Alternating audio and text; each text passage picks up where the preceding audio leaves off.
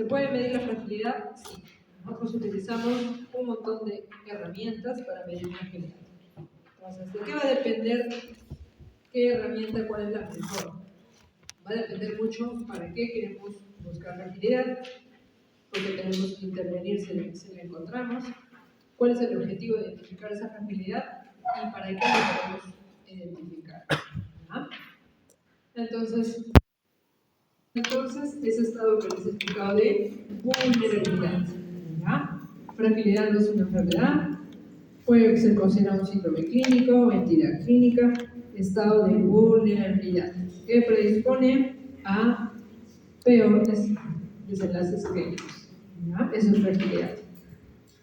Entonces, la salud de las personas mayores, sobre todo nosotros las enfocamos en identificar dos cosas: funcionalidad y estado cognitivo, ¿no? Para tomar decisiones en un adulto mayor no es tanto la edad. La edad va a ser un factor más a tener en cuenta, pero sobre todo, ¿qué nos importa? Funcionalidad y estado cognitivo.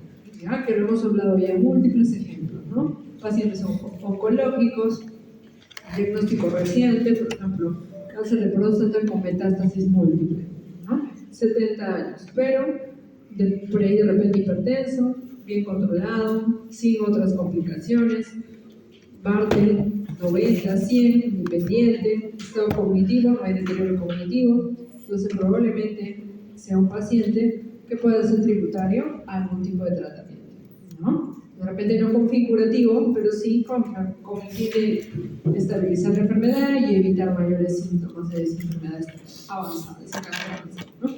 Entonces, pero ¿a quiénes voy a decidir yo si les voy a hacer una valoración genética o no? Como ya hemos visto, ¿no? Entonces, porque muchas especialidades como oncología nos piden esas valoraciones especiales. Valoración geriátrica oncológica para identificar si hay fragilidad o no.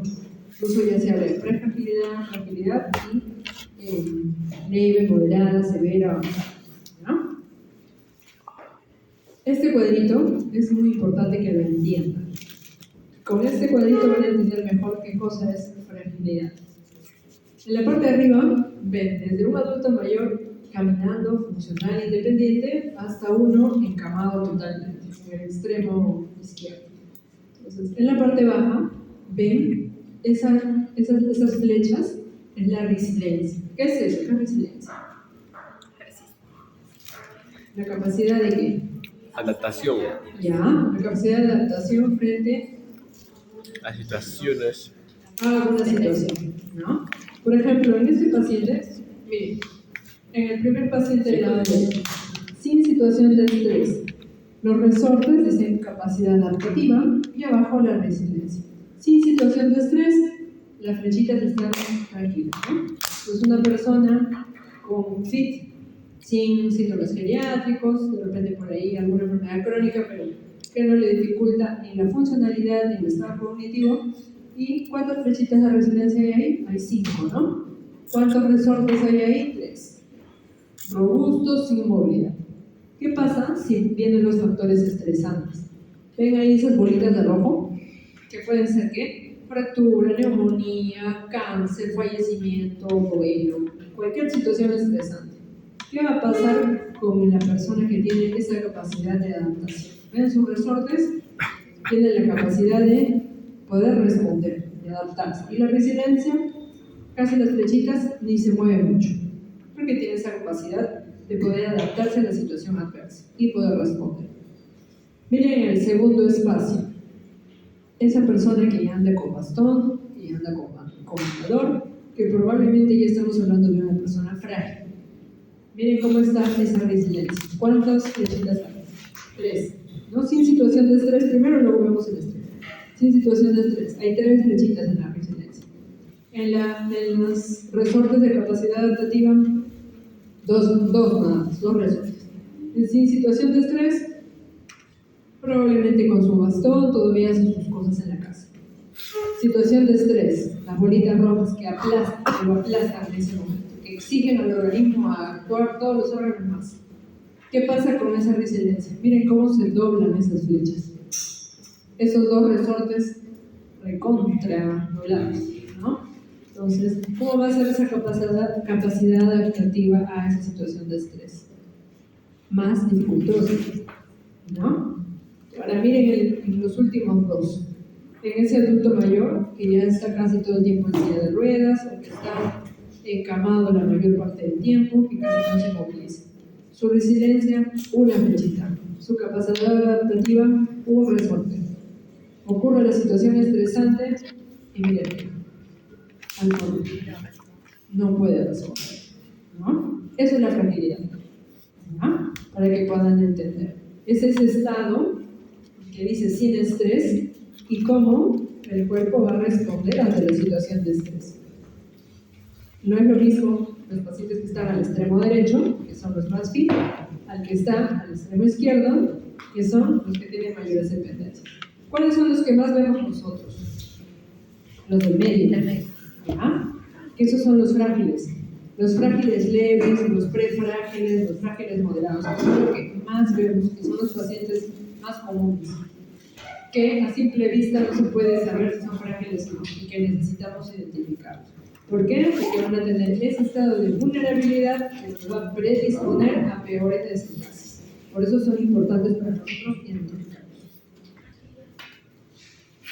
La fragilidad es el principal reto que tenemos los pediatras, ¿no? De identificar esta entidad clínica, ¿ya? Sobre todo por el riesgo que produce de discapacidad, mayor dependencia, mayor mortalidad. ¿Cómo diagnosticamos la fragilidad? Entonces, sobre todo, hacemos un diagnóstico clínico que está enfocado en fenotipos clínicos de fragilidad. ¿Quién habló hace muchos años sobre fragilidad y ha hecho muchos estudios de fragilidad? Linda Fred, que ella la ha propuesto y se ha hecho muy popular la escala de Fred, que es la que generalmente utilizamos para evaluar. No es una escala diagnóstica, actualmente ya existen otras, y existen varias corrientes respecto al uso de esta herramienta y respecto al diagnóstico de la fragilidad. Escalas hay un montón, vamos a ver algunas, las más conocidas, y hay algunos marcadores biológicos. Sí, utilizamos algunos marcadores que nos pueden ayudar a evaluar la fragilidad. La albúmina, ahora hablan de las interleuquinas, sobre todo la interleuquina 6, hablamos de la creatinina, hablamos de varios biomarcadores. Pero no hay algún biomarcador que sea gol estándar de medirlo y que nos diga directamente si el paciente es frágil. No, ¿verdad? Porque como se van a dar cuenta, hay varias alteraciones cuando hablamos de fragilidad. Entonces, los fenotipos más comúnmente relacionados que incluyen debilidad muscular, fragilidad ósea, desnutrición o riesgo de malnutrición, riesgo de caídas, vulnerabilidad o mayor riesgo de infecciones, alto riesgo de confusión, de presentar delirio, que es otro síntoma geriátrico, presión arterial inestable, tendencia en ocasiones a la hipertensión, otras ocasiones a la hipotensión, inestabilidad y disminución de las capacidades, que es pérdida de la funcionalidad. ¿Ah? Entonces, esos son los fenotipos comúnmente relacionados. No significa que sean los únicos, pueden haber otros más, disfagia, a veces, fragilidad oral, muchos otros, pero sobre todo estos son los más importantes, ¿ya? Y que están relacionados de por sí con sarcopenia. Entonces, no existe uno, sino múltiples fenotipos, ¿ya? Posibles factores de riesgo de fragilidad. Fisiológicos, el envejecimiento de por sí va a dar cambios en el adulto mayor, como ya lo hemos visto, cambios fisiológicos, pero que de por sí van a predisponer a mayor riesgo de fragilidad. Entonces, es importante identificarlos, potenciar y hacer intervenciones si hay alguno que es potencialmente riesgoso, sí. Por ejemplo, disfagia sarcopénica, ¿no? Disminución de la fuerza para la deglución, que va a producir disminución en la ingesta oral, mayor pérdida de proteínas, mayor sarcopenia y a todo lo que hemos visto, ¿ya? Entonces, van a haber factores como mecanismos de inflamación. Hemos hablado un montón en teorías del envejecimiento del inflamation, ¿no? Que es un fenómeno que está relacionado con un estado de inflamación crónico, que es un estado no marcado, sino un estado leve de inflamación, pero sostenido en relación al envejecimiento, ¿no? La teoría de los radicales libres, de la mayor oxidación, todo esto. Condiciones médicas, enfermedades crónicas. ¿Cuáles son las que más tienen relación con la fragilidad? Pues justamente las más prevalentes, la hipertensión, la diabetes, Más que la hipertensión, la enfermedad cardiovascular. ¿Quién está ahí? La falla cardíaca. ¿Ya? La diabetes, el accidente cerebrovascular, las artritis, el EPOC y el deterioro cognitivo. ¿Ya? Factores psicosociales como factores de riesgo, la depresión, el género femenino como tal, en varios de los estudios que se han realizado, bajo nivel socioeconómico y raza.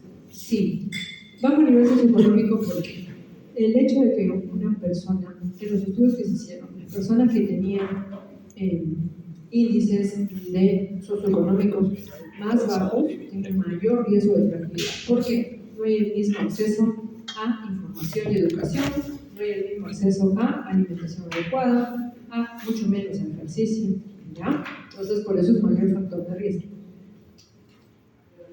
Factores biomédicos encontrados en los distintos estudios. Cuando hablamos de fragilidad, el protagonista es sarcopenia, ¿ya? Entonces, en cualquier momento que vayamos a ver fragilidad, en el momento que ustedes roten en cualquier especialidad, oncología, traumatología, cirugía, y quieran hablar de fragilidad, siempre van a encontrar en todos los artículos sarcopenia. ¿Sabes por qué se relaciona? Sí, porque sarcopenia, pérdida de masa muscular, en ocasiones relacionadas también a baja de peso, a pérdida de la movilidad, disminución de la fuerza, no hay la misma capacidad para realizar las actividades de vida diaria, mayor riesgo de dependencia y pérdida de la funcionalidad, discapacidad y mayor mortalidad. ¿Ah? Entonces, esos son los factores que están relacionados con esto. Aquí hay otro cuadrito en relación a todo el ciclo de la fragilidad. Como se dan cuenta, allá al centro, como siempre, está la sarcopenia.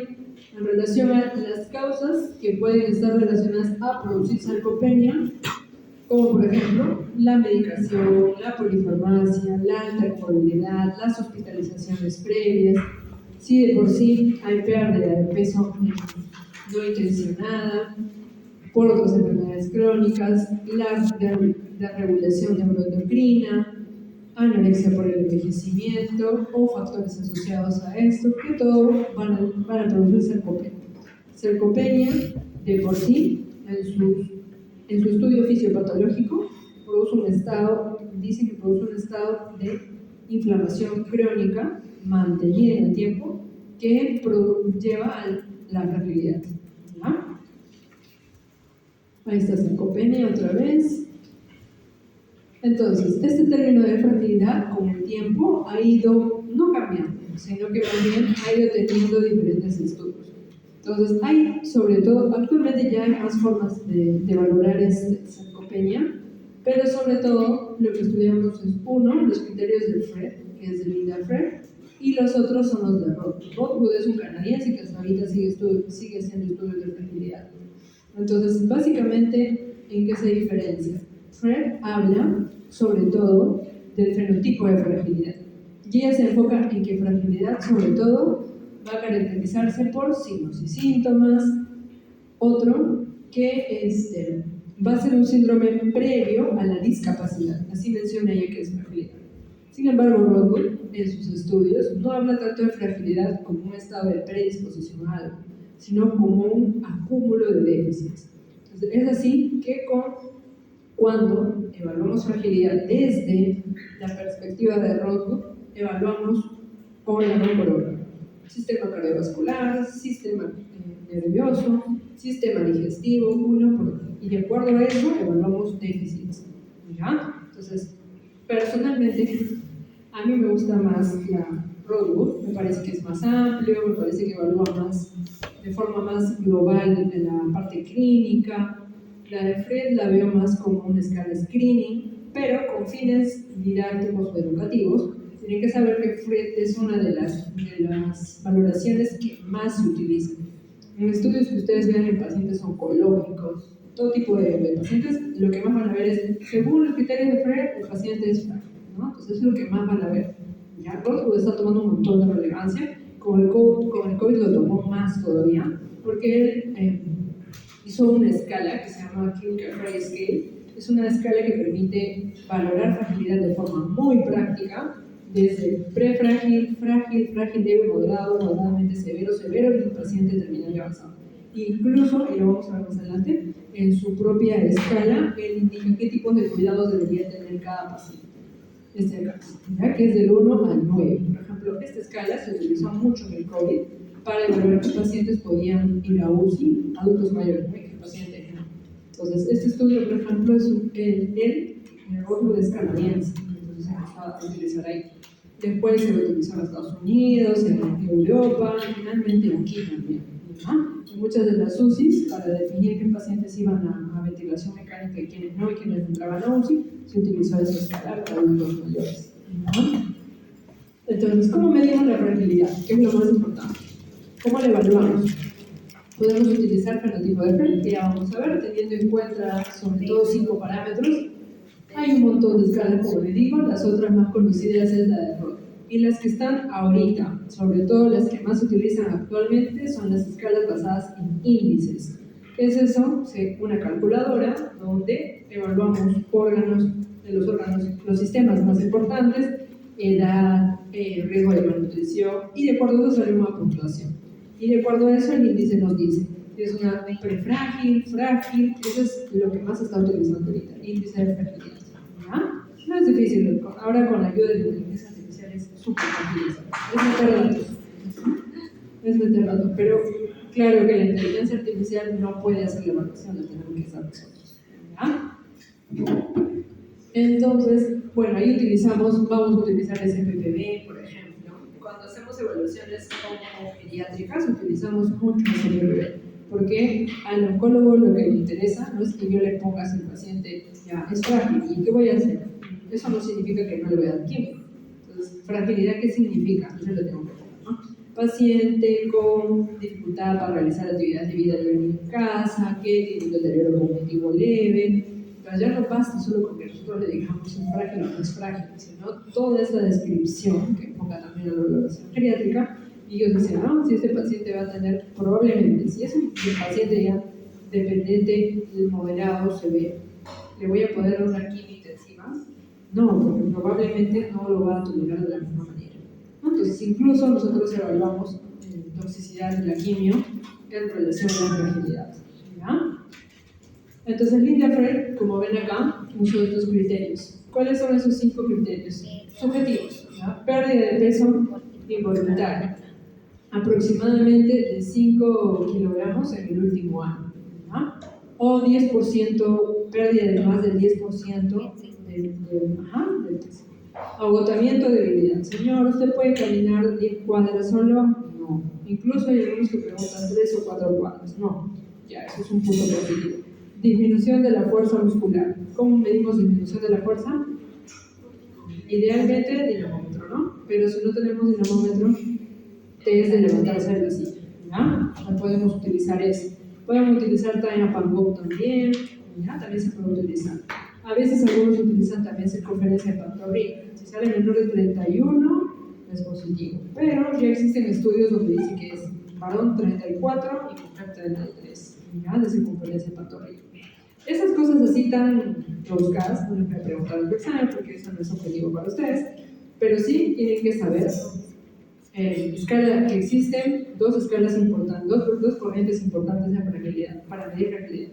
Es la de Linda Frey, que es más fenotípica, y la de Rothwood, que es acúmulo de déficits. ¿Ya? Esas son las dos claves que sí tienen que saber de fragilidad. ¿Qué es lo que actualmente se utiliza? Índices de fragilidad.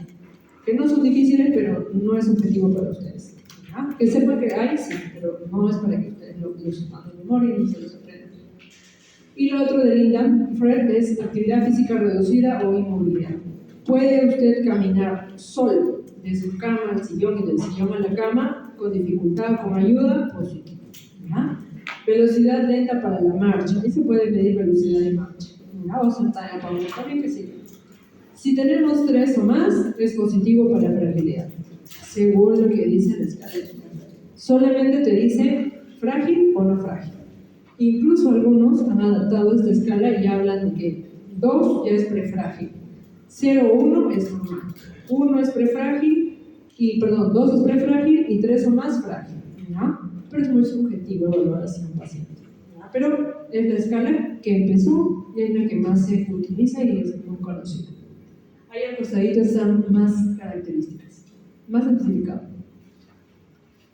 Entonces, ¿existen otros instrumentos? Sí. Por ejemplo, existe otro que se llama Sharpeye, que lo utilizamos también un montón. Es una calculadora. Este link, si en algún momento te da curiosidad de conocerlo, ahí se ingresan varios datos. Te pregunta cómo haces, si eres capaz de caminar 100 metros fuera de la casa, si necesitas hacer ayuda para algunas actividades, y de acuerdo a eso vas ingresando la información a ese algoritmo y sale. Te sale si es prefrágil, si es frágil. También utilizado, un montón también utilizado. Es práctico, es muy práctico. El SPPB, que usted ya lo conoce, que lo utilizamos un montón, sobre todo para pacientes oncológicos. ¿Ya? El test de Try Up and Go, que consiste en levantarse de la silla, caminar 3 metros de ida, 3 metros de vuelta y sentarse. Todo eso tiene que ser medido. El Try Up and Go ha tenido muchos cambios y modificaciones.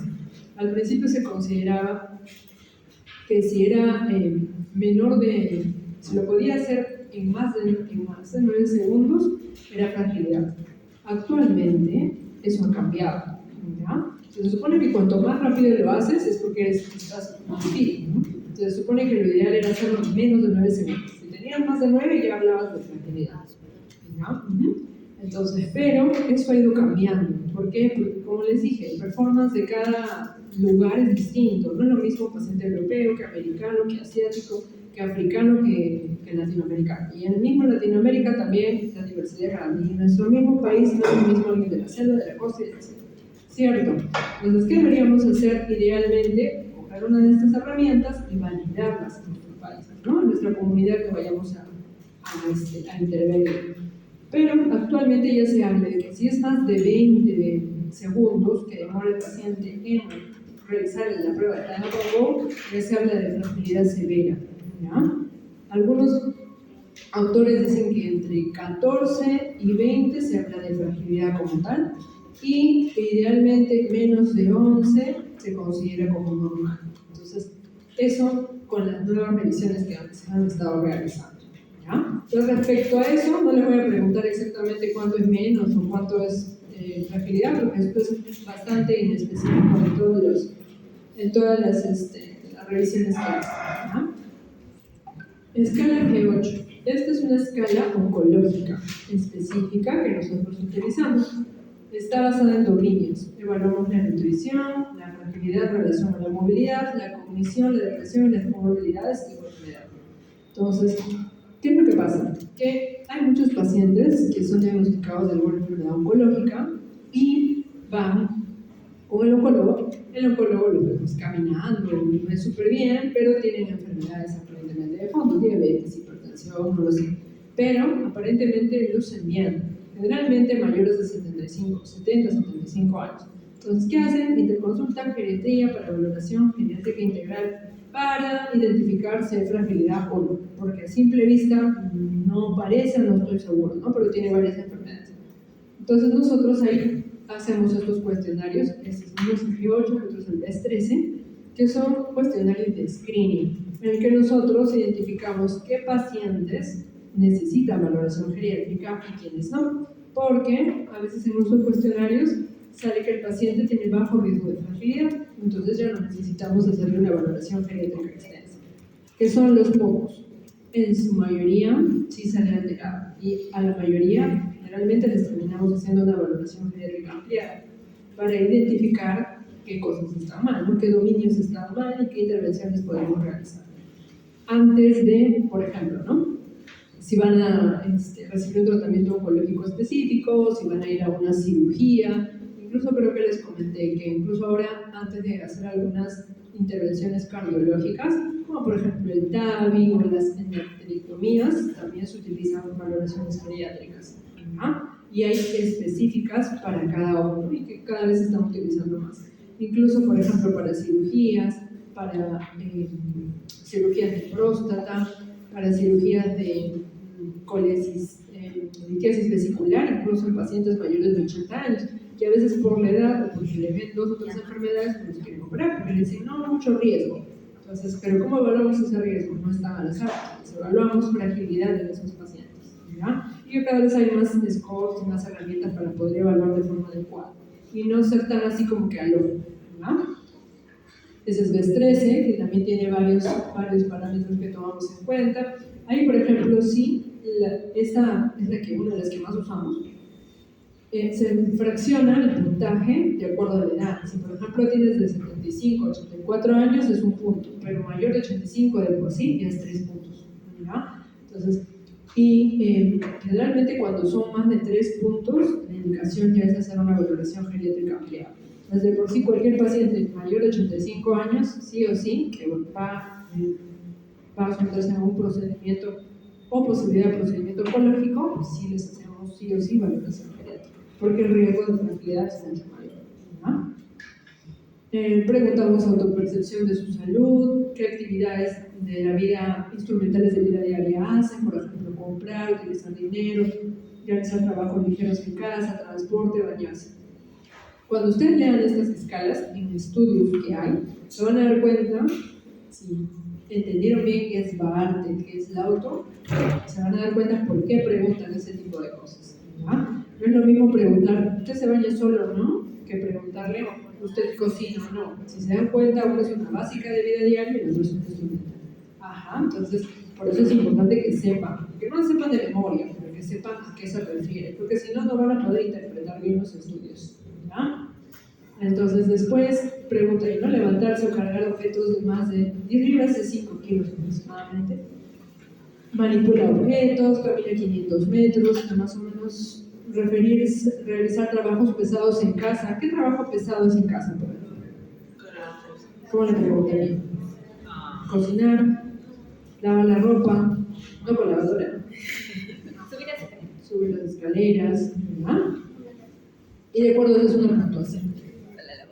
Entonces, todos los enfoques que existen en cuanto a fragilidad es justamente por eso, porque nosotros queremos identificar la fragilidad.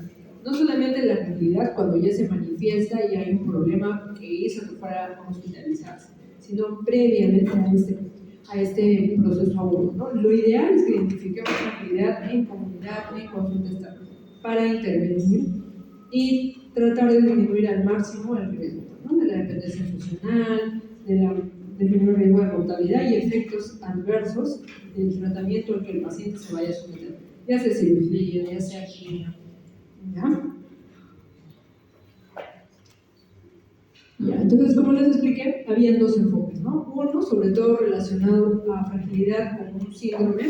En un montón de lugares lo van a encontrar como si fuera fragilidad con un síndrome geriátrico, y fragilidad relacionada con una variedad de alteraciones en relación al envejecimiento.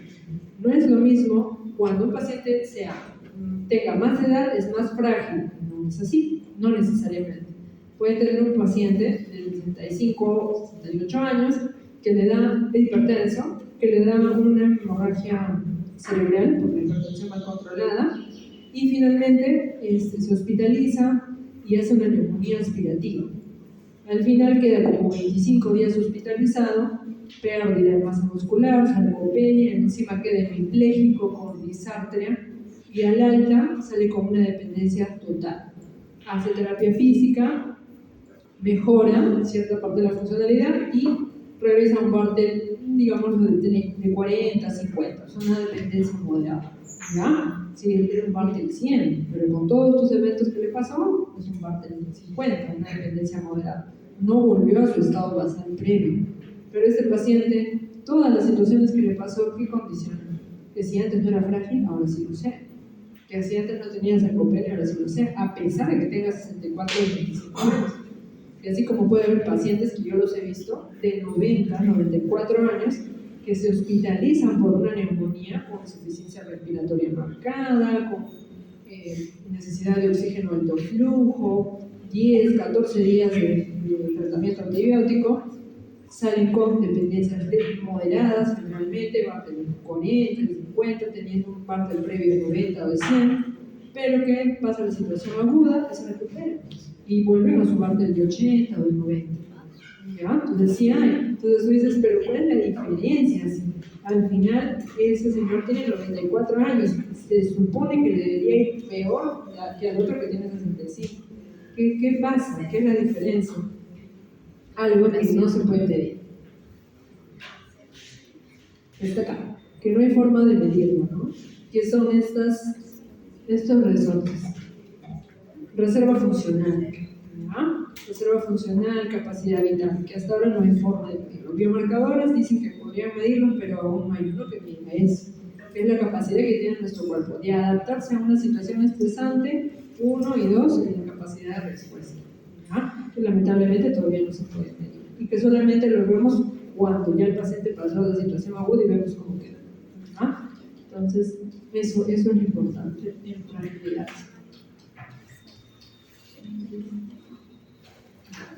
Ya. Entonces, en la mayoría de las personas o adultos mayores que finalmente son diagnosticados de fragilidad, este estado de por sí puede estar relacionado al envejecimiento, no siendo el envejecimiento el que produce fragilidad, sino los factores asociados a esto, y que es un factor de riesgo para discapacidad, mortalidad y peores eventos adversos, ¿ya? ¿Qué tanto lo buscamos? Entonces nosotros necesitamos, una vez que hacemos la escala de Freud, ¿no? Nosotros tenemos alta probabilidad de que nuestro paciente sea frágil. Hacemos una valoración geriátrica, donde ¿qué evaluamos? Las esferas: clínica, funcional, mental, social, patológica. La esfera cognitiva, afectiva, ¿no? Y de acuerdo a eso, hacemos nuestro plan de trabajo y qué vamos a intervenir. Entonces, si nuestro paciente, por ejemplo, nos sale frágil, ¿no? Entonces, ¿qué vamos a hacer?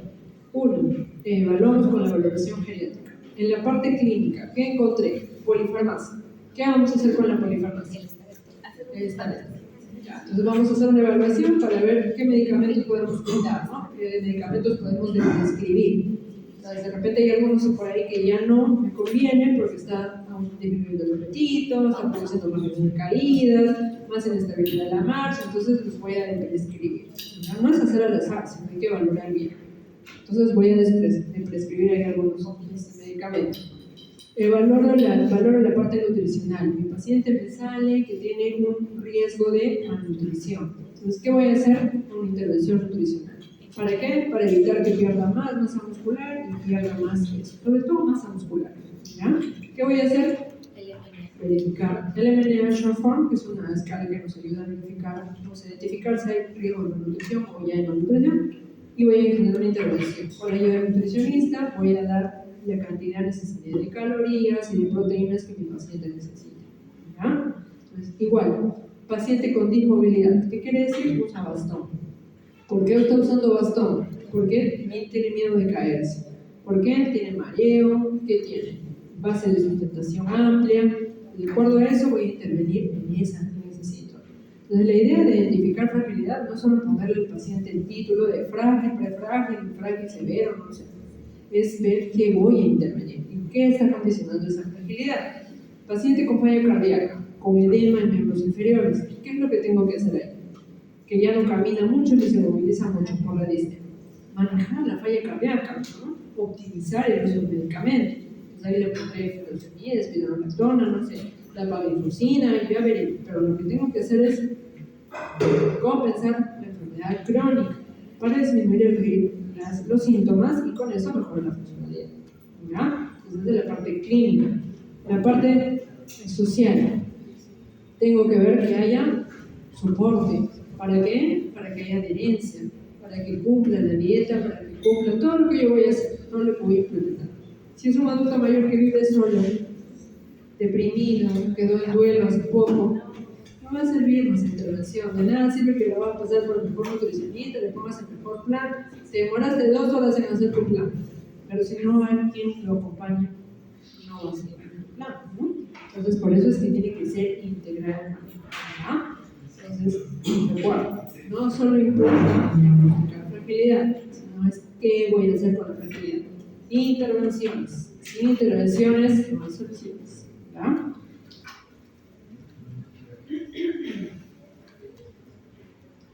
Entonces, aquí hay un algoritmo de manejo de fragilidad, lo que les he estado conversando, ¿no? Pilares de fragilidad, lo mismo que sarcopenia. Intervención en ejercicio físico, nutrición, ¿y qué más le van a agregar? manejo de comorbilidades.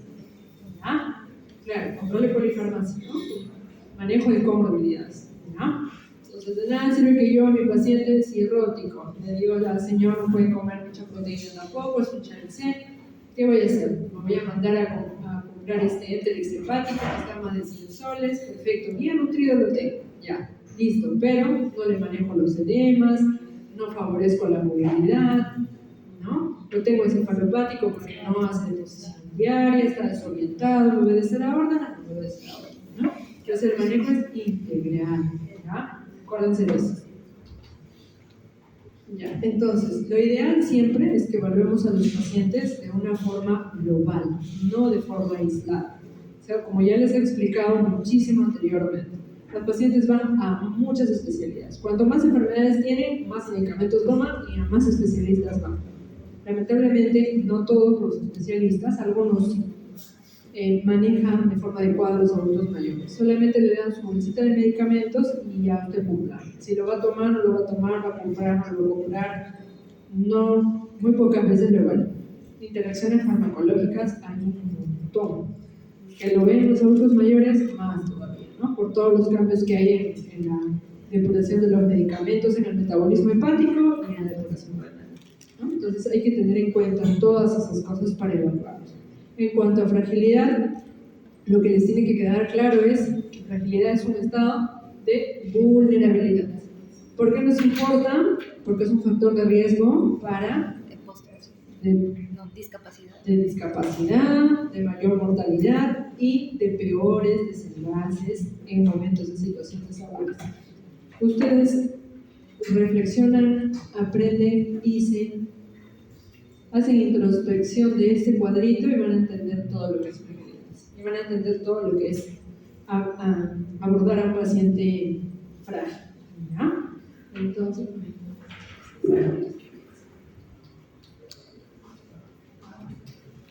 ya. Esta es una de las escalas que más utilizamos para valorar fragilidad, que lo usan otros especialistas también, porque es súper fácil, súper práctica, incluso ahí mismo te dice que, por ejemplo, el primero dice Very Fit, que sería el Clinical Frail Scale 1, que es un paciente fit, que es un paciente independiente, realiza actividades de vida diaria sin necesidad de ayuda ni supervisión, no usa bastón, cognitivamente está ok y es independiente. Conforme va avanzando los números hasta llegar al 9, lo que se va evaluando es pérdida de la funcionalidad, cuánta necesidad tienen de ayuda, cuánta carga de síntomas tienen y si esos síntomas limitan o no su funcionalidad. Eso es lo que mide esa escala. ¿Ah? Entonces, 1, 2 y 3, sobre todo 1 y 2, fit, que realmente es que no necesitamos intervenir. Los tenemos que cuidar, tenemos que trabajar más en la parte preventiva. 3, 4 ya son pacientes, por así decirlo, prefrágiles, o sea, pacientes en los que hay que hacer mucha más intervención. 5 ya es fragilidad, 6, 7, 8, 5, 4 y 5, hacer actividades, sobre todo ejercicio, control de enfermedades crónicas y alimentación adecuada, garantizar el aporte adecuado de proteínas. 6 ya es fragilidad moderada. 6 ya es un paciente que no necesariamente va a ser tributario de todo tipo de intervención. Esos pacientes ya son para manejo más geriátrico. 6, 7, 8 ya ni que decir 9. 9 es cuidados paliativos, pacientes terminales que la expectativa de vida generalmente es menor de 6 meses. Entonces, esta es una de las escalas de evaluación de fragilidad que actualmente más se utilizan, más amigable en casi todos los escenarios. Hay un montón de emergencias en el mundo que utilizan esta escala justamente para seleccionar a qué este tipo de servicio puede ir cada paciente. Como por ejemplo, un paciente que ingresa con una fractura de cadera, por ejemplo, una neumonía, más fácil. Un paciente que ingresa con una neumonía. Entonces, lo primero que hacen en su triaje es valorar qué clinical frail scale tiene ese paciente. Un paciente le pregunta a la familia, ¿el paciente cómo es? No, él es independiente, funcional, hace sus actividades de vida diaria solo, necesita ayuda, cognitivamente está muy bien, es hipertenso sí, pero eso no limita su vida, hace todas sus cosas normales. Entonces, ¿qué fraile es que él será? ¿Será 1 o 2? ¿Ya? 2. Este paciente, que probablemente no es frágil, potencial de recuperación muy grande, entonces lo puedo poner muy bien en una, si necesita UCI, va a UCI, o un área de medicina, porque no hay problema. Pero si es un caso de un paciente, un dependiente moderado, severo, que tiene limitaciones para movilizarse dentro de la casa, que tiene por ahí de repente una cirrosis, ya un child que no está tan avanzado, pero que tiene cirrosis, es hipertenso, es diabético, parcialmente controlado, que camine con bastón, necesita ayuda para realizar sus actividades de vida diaria, probablemente va a ser un clinical fright 6 probablemente, ¿no? Entonces, ese paciente con un clinical fright scale 6, pues es un paciente al que yo le voy a tener que tener mucho ojo. ¿Por qué? Si ese paciente se descompensa, no necesariamente va a ser tributario de una UCI, ¿ya? Porque su potencial de recuperación no va a ser difícil. Porque su estado basal, de por sí, ya va a estar como el de aquí, ¿no? Como el del medio. Como este del medio, ¿no? Entonces, frente a esa situación de estrés, no va a responder igual. ¿Ya? Entonces, para eso sirve esa escala. Lo utilizamos un montón de videos. Esta clinical phrase que es muy fácil, muy práctica. Y así mismo, si tenemos un paciente 9, ¿no? Si tenemos dependiente total para todas las actividades, a veces se alimentan por sonda nasogástrica, tiene lesiones por presión, ingresan a emergencia con una neumonía aspirativa, generalmente, ¿no? El paciente no le voy a poner meropenem ni lo voy a llevar a UCI, ¿no? Es un paciente que tiene expectativa de vida reducida. Entonces no voy a hacer ni oxidación terapéutica, ni me voy a hacer ni encarnizamiento, ¿no? Porque ya sé que es un paciente con expectativa de vida reducida. Entonces, ¿qué voy a hacer? No es que le voy a limitar de hacer cosas. ¿Qué voy a hacer? Voy a ajustar mis terapias a su estado funcional, ¿ya? Entonces, para eso sirven estas escalas. Y por eso es importante identificar fragilidad de los adultos mayores. Todo el mundo que va a geriatra siempre, en todas las especialidades, ya, y el paciente es frágil o no es frágil. Pero para nosotros no basta con decir es frágil o no es frágil, sino evaluar ya la severidad de la fragilidad y qué intervención vamos a realizar. Porque hay que hacer intervención de todo. Pero doctora, si ya es terminal, y usted dice que es un paciente con terminalidad, y usted dice que ya, bueno, su expectativa de vida es de los 6 meses, entonces, ¿qué voy a hacer? Ya no hay nada que hacer, es un paciente que es desahuciado. No, hay muchas cosas por hacer. Ahí que voy a trabajar, evitar mayores complicaciones. ¿Qué? Disminuir el riesgo de neumonía aspirativa, disminuir el riesgo de lesiones por presión, la serositis, las úlceras, la disfagia, son un montón de cosas que puedo trabajar. No con el fin de recuperar, ¿no? Sino paliativas con el fin de disminuir el sufrimiento, ¿no? Disminuir el dolor, el sufrimiento y los síntomas, ¿ya? Entonces va a servir un montón identificar a este tipo de pacientes. Así que eso es todo de fragilidad. ¿Alguna duda en cuanto a fragilidad? Ya, entonces quedó claro. Sarcopenia, recontra importante. Tienen que saber, ya hemos hablado, ¿no? Disminución de la masa, pero no solamente es eso. Fuerza y cómo influye en el rendimiento físico. ¿Ya? Que hay un montón de formas de diagnosticarlas. Generalmente llegamos al diagnóstico, no. ¿Por qué? DEXA no está disponible en todos lados, pero es suficiente con llegar a sarcopenia probable para generar intervención. Sobre todo, ¿en qué es la intervención? Ejercicio y el aporte adecuado de proteína. Vitamina D, no tan a la deriva, idealmente medirla, ¿no? Si no se puede medir, pero ya hay fragilidad, sarcopenia diagnosticada, se puede utilizar. ¿Ya? Eso, y en fragilidad, dos corrientes, Fred y Rodwood. Fred, fenotipo, Rodwood, acúmulo de evidencias. ¿Ya? ¿Cuál es mejor? Eso nunca va a ser importante. Lo importante es que la realicen, ¿no? Si hacen un Fred y ponen ahí paciente frágil según Fred, yo ya sé que tengo que hacer una vagina, porque eso no es suficiente para valorar fragilidades. Fred no es suficiente para decir si un paciente frágil o no. ¿Ya? Cuando roten, ahora en la segunda parte van a ir a los hospitales, se van a dar cuenta que en algunos lugares hacen red, ponen fragilidad y de frente con eso, intervención. ¿Ya? Se hace valoración geriátrica. Si red es de positivo, tengo que hacer valoración geriátrica, porque si no, ¿qué voy a intervenir? La fragilidad puede ser por depresión, puede ser por deterioro cognitivo, puede ser por pérdida de masa muscular, puede ser por malnutrición, puede ser por un montón de cosas, o pueden ser varias. Pues sí o sí tengo que hacer valoración geriátrica. ¿Ya? Pues, y que existen varios tipos de identificación de fragilidad, ¿no? Que hay un montón de escalas y dependiendo para qué quiero identificar fragilidad, escojo la escala más adecuada. ¿Ya? Muy bien, bueno, voy a pasar la lista para allá. Voy a llamar lista para allá.